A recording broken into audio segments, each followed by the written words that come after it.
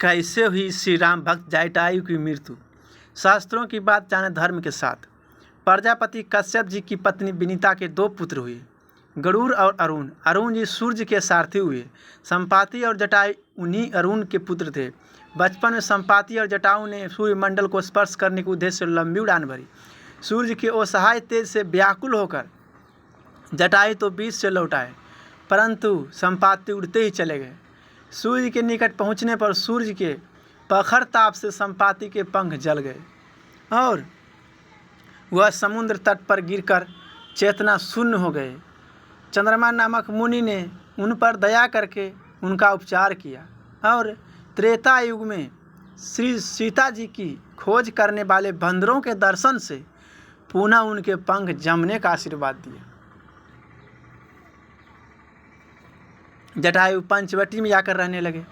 एक दिन शिकार के समय महाराज दशरथ से इनका परिचय हुआ और यह महाराज दशरथ के अभिन्न मित्र बन गए।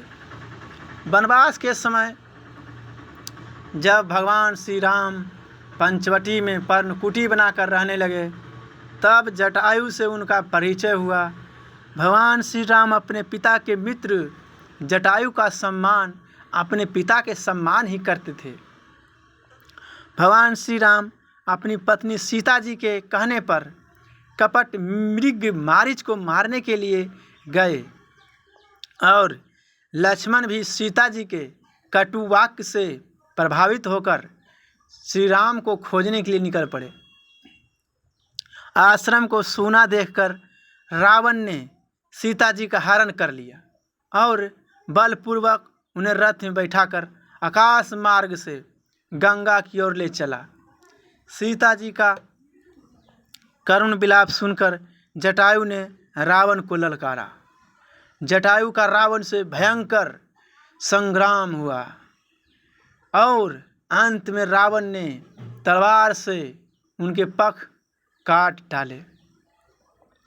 जटायु मरणासन्न होकर भूमि पर गिर पड़े और सीता जी को लेकर रावण लंका की ओर चल गया। सीता जी को खोजते हुए भगवान श्री राम की दृश्य जटायु मरणासन पर पड़ा। वह श्री राम के चरणों का ध्यान करते हुए उन्हीं की प्रतीक्षा कर रहे थे।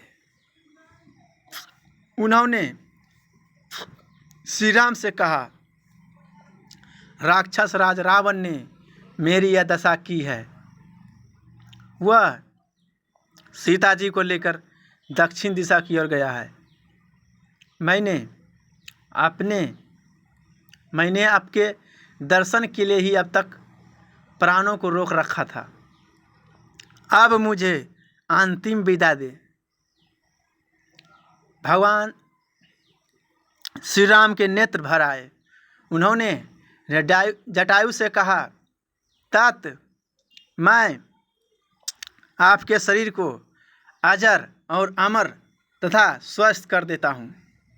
आप अभी संसार में रहेंगे। जटायु बोले, श्री राम, मृत्यु के समय आपका नाम मुख से उच्चारित हो जाने पर अधम प्राणी भी भव बंधन से मुक्त हो जाता है। आज तो साक्षात आप स्वयं मेरे पास हैं। अब मेरे जीवित रहने का कोई लाभ नहीं। भगवान श्री राम ने पक्षीराज जटायु के शरीर को अपनी गोद में रख लिया। उन्होंने जटायु के शरीर की धूल को अपनी जटाओं से साफ किया। जटायु ने उनके मुख कमल का दर्शन करते हुए उसकी गोद में अपना प्राण छोड़ दिया। उन्होंने परोपकार के बल पर भगवान का आश्रय प्राप्त किया और भगवान ने इनकी अंत्योष्टि क्रिया को अपने हाथों से संपन्न किया। पक्षीराज जटायु के सौभाग्य की महिमा का वर्णन कोई नहीं कर सकता।